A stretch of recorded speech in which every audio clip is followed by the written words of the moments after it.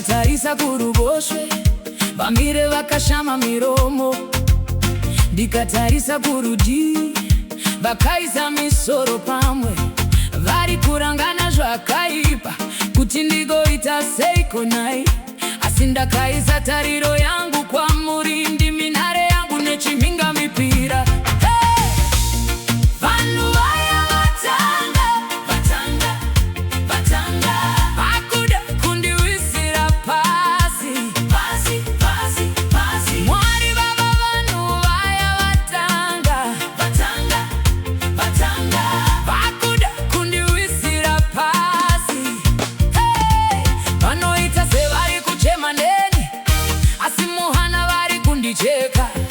Vanoda kundiona ndichichema, vachifara pandinodonha, asi makandisimbisa pamadziro. Hapana chavanozoita, ndinoti hongu, ndimi Mwari munorwira vana venyu. Handingachikana, ndinemi pamwe chete. Vanhu vaya vatanga, vatanga, vatanga, vakuda kundiwisira pasi, pasi, pasi, pasi. Mwari baba, vanhu vaya vatanga, vatanga, vatanga, vakuda kundiwisira pasi.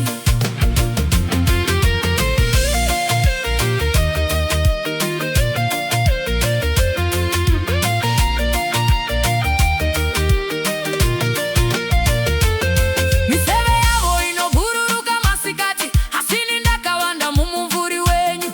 Pasi rino rinozungunuka zvakanyanya, asi tsoka dzangu dzakasimba paruware. Kundivenga vanondivenga pasina chikonzero, kuda kuparadza upenyu hwangu zvachose. Asi munoti Jehovha ndiye mufudzi wangu, hapana